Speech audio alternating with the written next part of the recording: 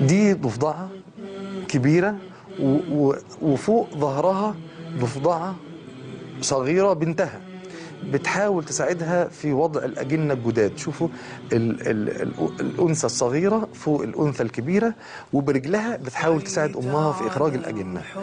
هنا الأطفال أجنة الضفدعة بدأوا ينزلوا من البطن الأم ويقعوا في النهر.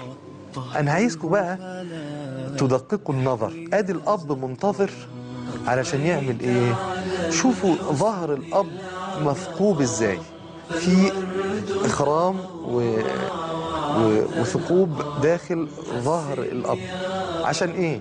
علشان يحتوي هؤلاء الأطفال ويبقى هو وعاء بالنسبة لهم. شوفوا حفظهم داخل ظهره. منظر عجيب سبحان الله العظيم. شوفوا ازاي. انا بصراحة انا ما كنتش متخيل هذا الكم الهائل من التضحية والفداء عند هذه المخلوقات. وبالمناسبة سبحان الله العظيم قتل الضفادع نهى عنه رسول الله وقال لا تقتلوا الضفدع فإن نقيقها تسبيح. الأم هتجمعهم كلهم في مكان بعيد عن النهر قليلا في بركة صغيرة علشان ما يتوهوش داخل النهر، لكن هيتعرضوا لمشكلة.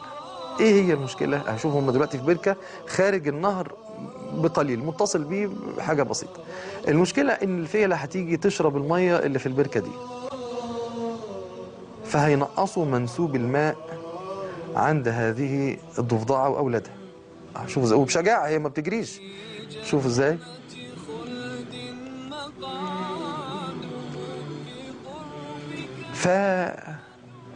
هتروح هي النهر لعلها تحاول انها تنقذ اولادها.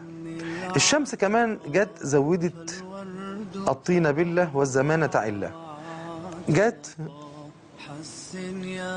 نشفت بقية المية. شوفوا المية نشفت ازاي، وفصلت البركة الصغيرة اللي كانت متصلة بالنهر، فصلتها عن النهر وخلت فيها بيسة بين النهر وبين البركة الصغيرة اللي فيها الضفادع الصغيرة دي اهي. وادي المنظر، والأم واقفة ازدادت عليها الآلام والأحزان وبتقول أولادي.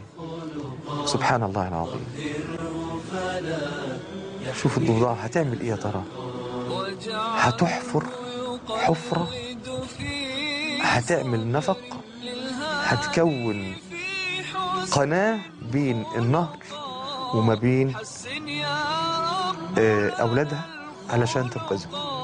شوفوا ازاي بتبص لهم وبإيديها وبرجليها وبتحاول بصبر وتتأثر بالطين، والأم عمالة بتحاول لحد شوفوا بفمها.